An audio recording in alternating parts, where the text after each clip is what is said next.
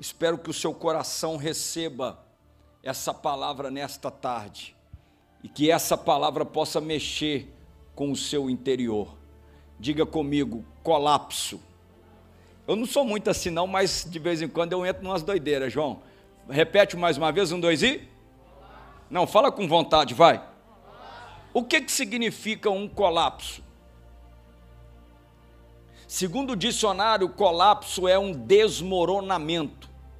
Colapso é uma ruína, uma desintegração de uma estrutura ou de um sistema. Olha para esse jovem que está do seu lado e pergunta para ele, você está em colapso? Não, irrita ele, sacode ele aí que ele está quase dormindo. Fala para ele, você está em colapso? Colapso é desmoronamento, ruína, desestrutura de uma estrutura, uma desintegração de uma estrutura ou de um sistema. Jeremias capítulo 24, trouxe Bíblia? Trouxe?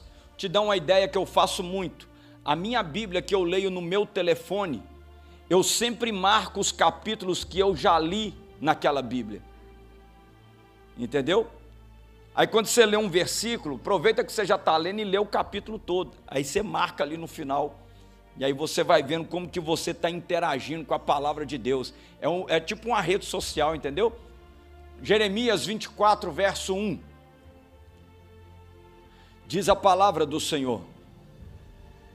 Fez-me o Senhor ver, e eis 2 cestos de figos. Quantos cestos? Postos diante do templo, aonde que eles estavam? Depois que Nabucodonosor, rei da Babilônia, levou em cativeiro a Jeconias, filho de Jeoiaquim, ou Jeoaquim, rei de Judá, e os príncipes de Judá, e os carpinteiros, oh Jesus, e os ferreiros de Jerusalém, diga comigo, e os trouxe a Babilônia. Vamos lá, 1, 2 e? Esta é a segunda vez que o povo de Judá, o povo de Jerusalém, está sendo levado cativo para a Babilônia, está sendo dominado por uma terra de inimigos. Pode guardar a Bíblia, por favor. A primeira vez que o povo de Judá e o povo de Jerusalém foi levado cativo é aquela narrativa que Daniel conta, aonde Daniel, Ananias, Azarias e Misael estavam cativos na Babilônia, mais popularmente conhecido como Sadraque, Mesaque e Abidnego. E esta segunda vez que o povo de Deus está aí? Só 3, o povo de Deus está aí? Esta segunda vez que o povo de Deus é levado cativo para a Babilônia, no meio desse povo estava Mardoqueu, no meio deste povo estava Ester, a qual era escrava, e Deus a fez rainha. O interessante que pela segunda vez que o povo estava sofrendo um exílio, estava em cativeiro na Babilônia, gostei do cabelo novo, viu? Ficou top. O povo de Deus estava sendo alertado, o povo de Deus estava sendo, fala para o seu irmão, acorda meu irmão. Pela segunda vez, pastor Sávio, Deus estava despertando o seu povo, para que o seu povo permanecesse na sua presença. Pela segunda vez, Deus estava avisando para a nação de Israel, que eles estavam caminhando para longe do Senhor. A nação de Israel, o reino de Judá, o reino de Jerusalém, estava em colapso. Eu estou arrepiando aqui. O povo de Deus estava se desintegrando, o povo de Deus estava desmoronando, o povo de Deus estava perdendo a sua estrutura.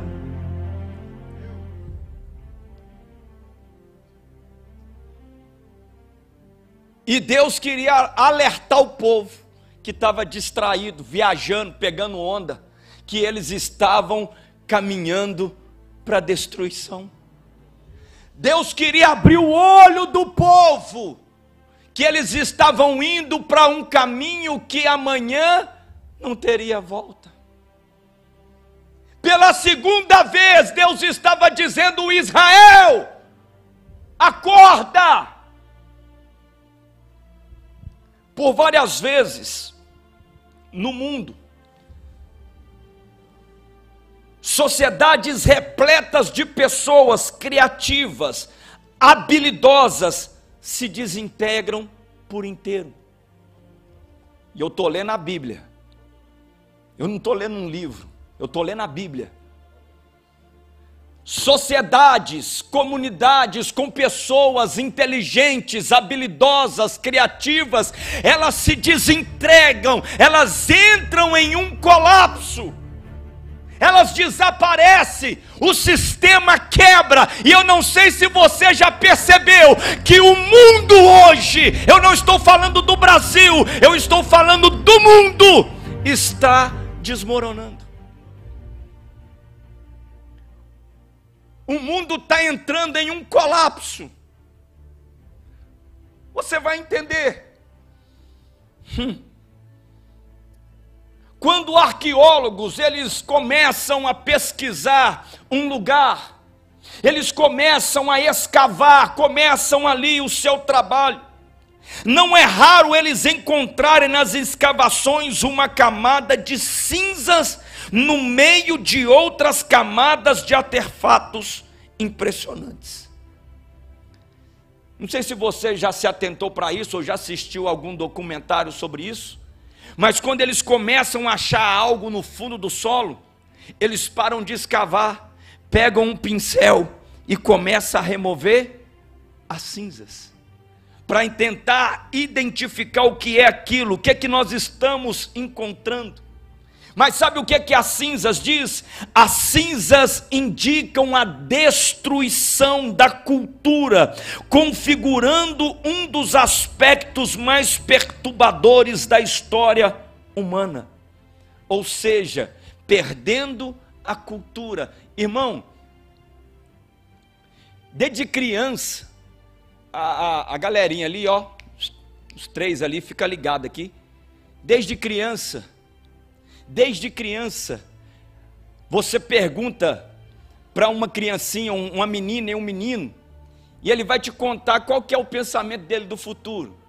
Lá na frente, eu vou ter uma pessoa bem-sucedida, vou ter a minha família, vou ter minha casa, vou ter meu carro, quero ter 2 filhos, quero ter um filho, tem uns mais empolgados, quero ter 6 filhos. Isso é a cultura de um país.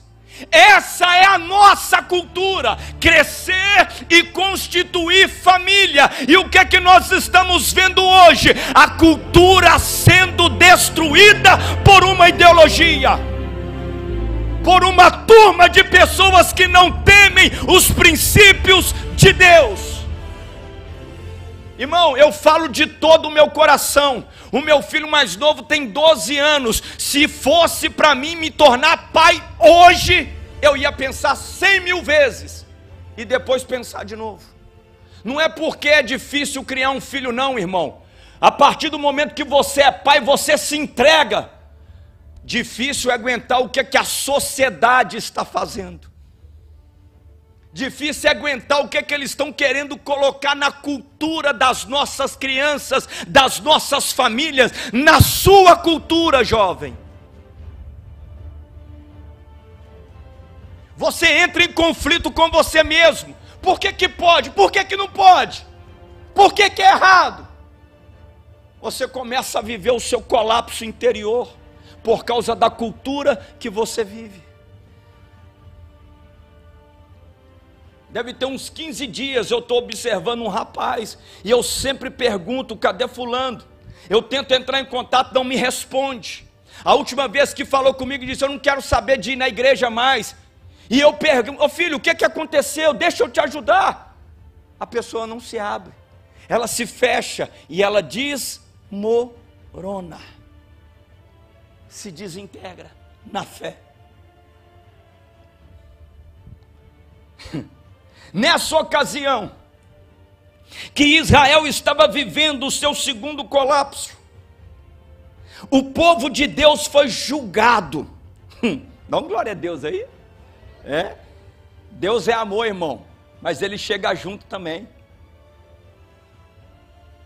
O povo de Deus foi julgado, e como consequência, a sua cultura se desintegrou, e a sua independência política foi substituída por servidão e opressão. Deu vontade de falar de um negócio aqui? Vou falar. Sabe o que é opressão e servidão? Comunismo.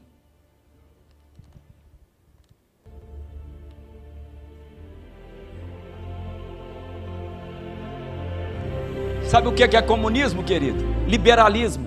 Pode tudo, mas depois você paga o preço. Você é escravo do sistema. Pode tudo, mas você se torna escravo do sistema. Você perde a sua opinião, você perde a sua identidade. Você cai no famoso oba-oba. E o povo de Deus sofreu com isso. Por quê? Porque Deus estava tentando alertar o seu povo. E o seu povo no mundo da lua. O seu povo perdido. O seu povo adorando a Baal. O seu povo adorando a Azera. O seu povo andando por caminhos que distanciavam da presença de Deus.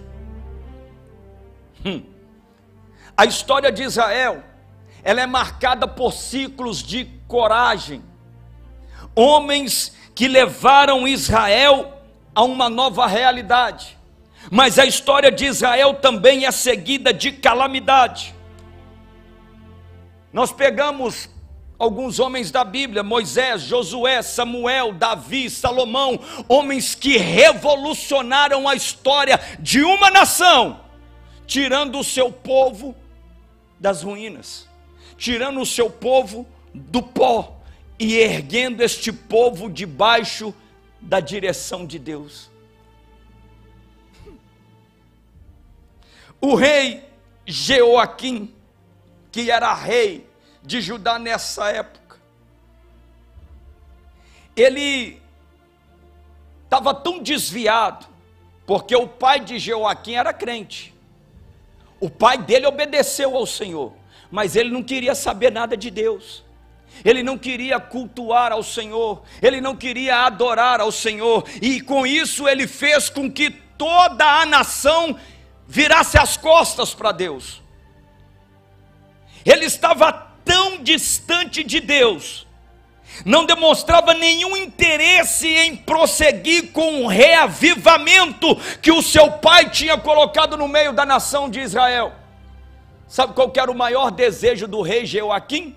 Matar o profeta Jeremias, tirar a voz de Deus do meio do povo, porque Jeremias falava aquilo que o Senhor ordenava em respeito à nação de Israel, e o rei não queria saber. Então a maior vontade, o maior desejo do rei era o quê? Matar o profeta Jeremias. Os habitantes de Judá se recusaram, diga se recusaram. Agora diga assim: ninguém é obrigado, mas fala assim, mas todo mundo vai pagar um preço. Deus nunca obrigou ninguém a andar na presença dele. Deus nunca obrigou ninguém a se submeter aos seus mandamentos, às suas leis, os seus estatutos, mas Deus deixou bem claro: aquele que não andar de acordo com a minha palavra, vai pagar o preço, vai colher o resultado. Aquele que fizer o que der na cabeça, tudo bem, mas amanhã ele vai ter o resultado. Os habitantes de Judá se recusaram obstinadamente a deixar a idolatria e a adorar o único Deus verdadeiro. Irmão, olha que hipocrisia. Eu não sei se você pode se encaixar no que vai acontecer aqui agora. O povo não queria obedecer a Deus. O povo não queria andar de acordo com os ensinamentos de Deus. Mas mesmo assim, o povo acreditava que Deus ia fazer milagres na vida deles. Eu não sei se você lembra o texto que nós lemos. Haviam 2 cestos de figos, aonde?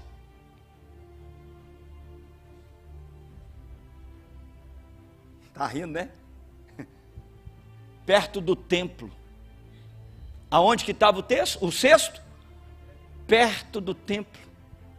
Só que um cesto tinha figos bons, figos vistosos, e o outro cesto tinha figos ruins. E os 2 cestos estavam aonde? Perto do templo. Estar perto do templo não significa que você vai viver milagre. Estar perto do templo não significa nada se o coração não estiver ligado com o dono do templo. Pertinho do templo, mas um estava ótimo e o outro estava ruim.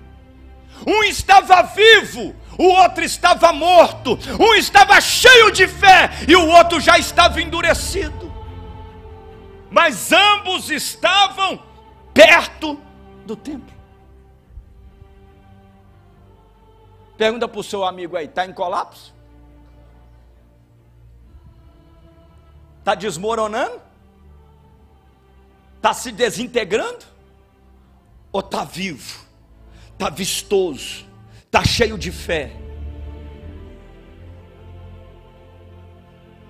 Escute, o povo estava longe de Deus e acreditava que Deus ia fazer milagres na vida deles.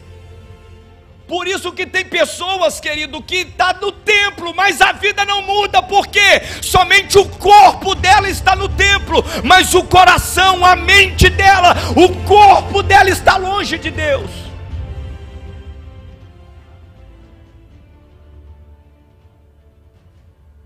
Vem para o templo, mas ali fora, né?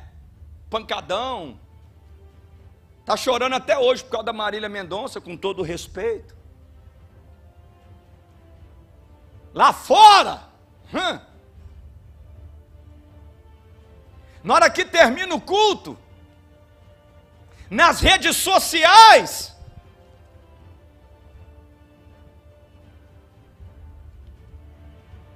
não tem como viver milagre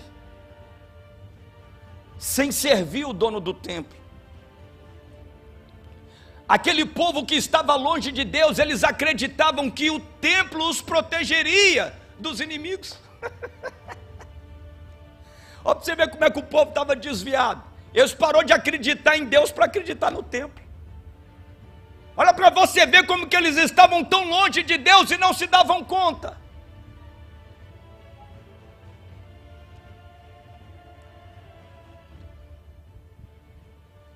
O rei de Judá e o rei de Jerusalém, longe de Deus. Olha isso. Jerusalém significa lugar sagrado.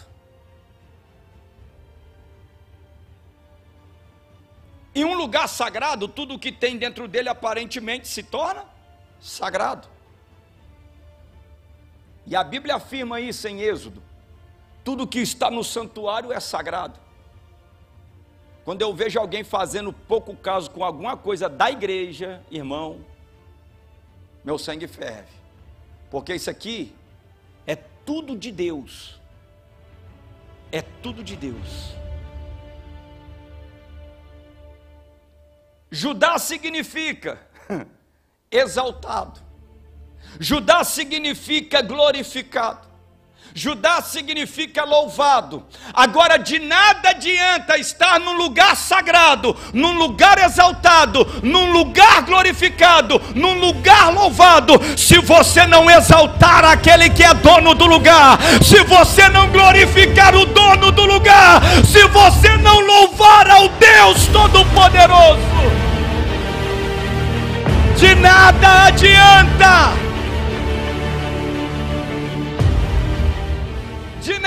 adianta? Eu estou num lugar santo, mas e eu? Estou me esforçando para ser santo? Estou me esforçando? Eu tenho gastado a minha vida, a minha juventude, o meu vigor para glorificar a Deus? Eu tenho gastado a minha força para exaltar a Deus, para louvar a Deus?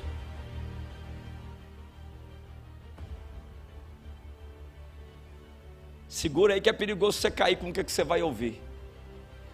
É melhor você ir para a Babilônia do que ficar no lugar sagrado sem reconhecer a grandeza do dono do lugar. Pastor, você está mandando eu? Não, irmão, fica calmo, não acabei a mensagem. Escute. O povo foi exilado, saiu do lugar sagrado, do lugar exaltado, do lugar glorificado, do lugar louvado e foi para a Babilônia. Foi para onde?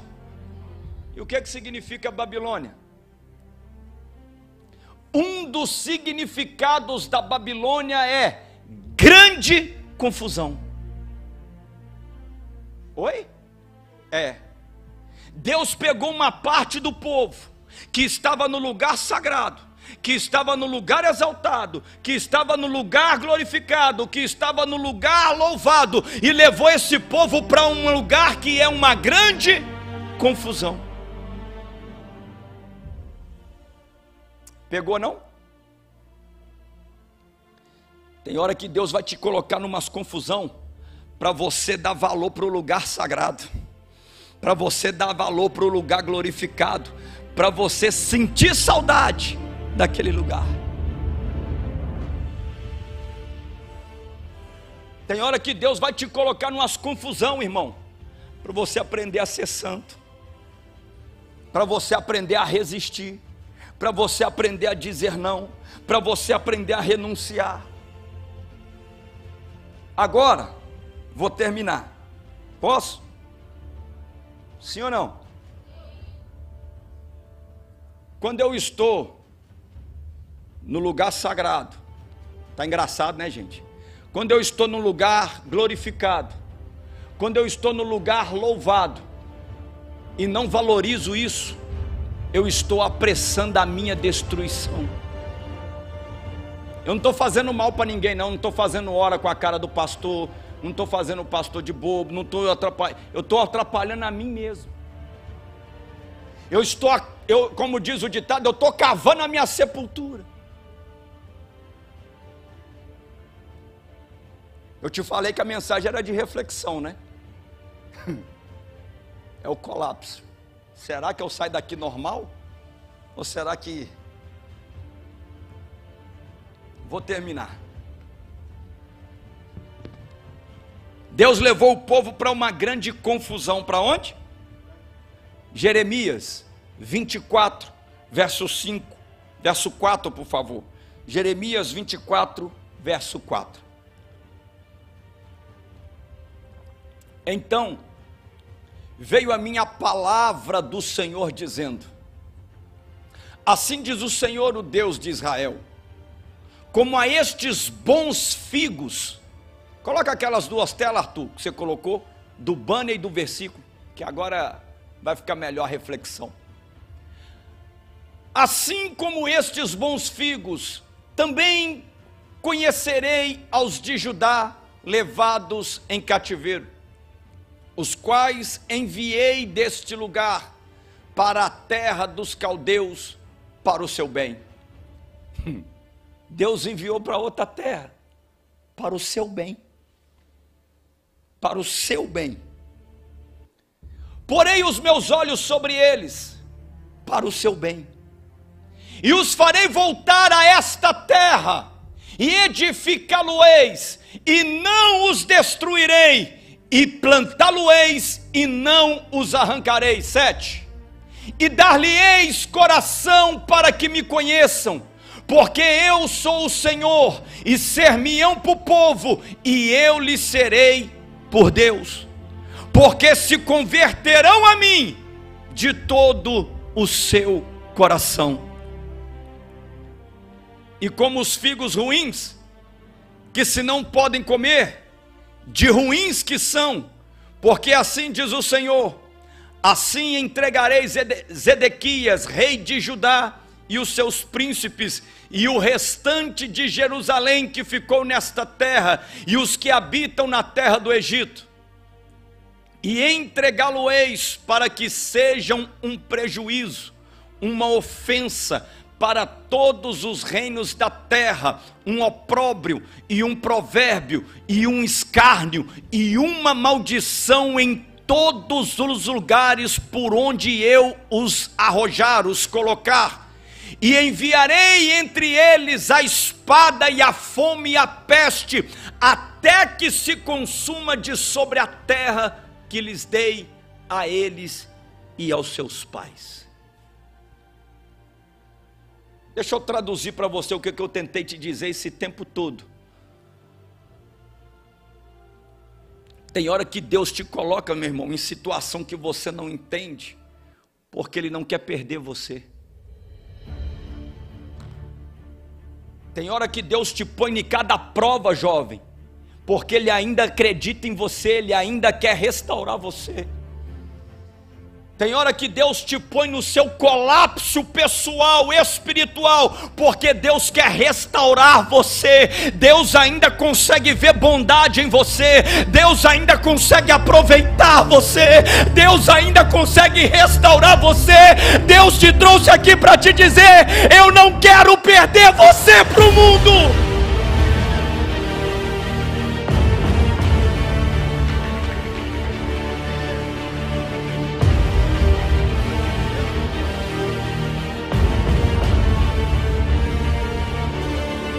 Entenda isso, jovem. Sabe, esses conflitos é porque Deus não quer perder você.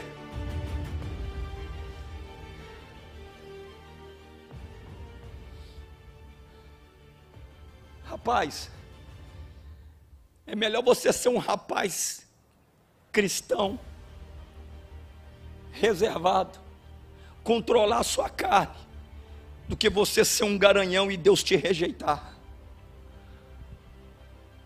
Moça, é melhor você ser uma moça quadrada, careta, e Deus acreditar em você, do que você se abrir para o mundo e Deus te perder.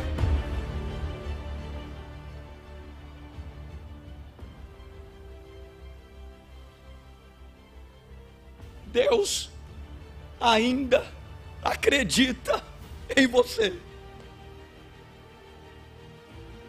Mas as suas atitudes, as suas escolhas, vai fazer Deus te ver como figos bons, ou Deus te ver como figos ruins.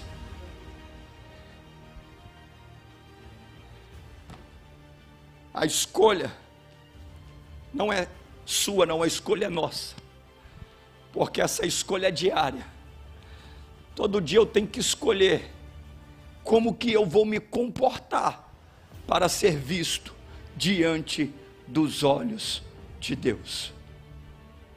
Pergunta para o seu irmão aí: está em colapso? Está bom ou está ruim? Como que Deus vai te ver?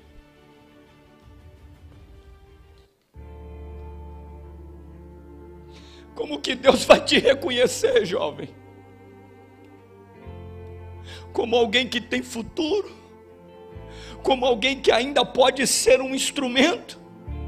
Ou Deus vai ter que abrir mão de você?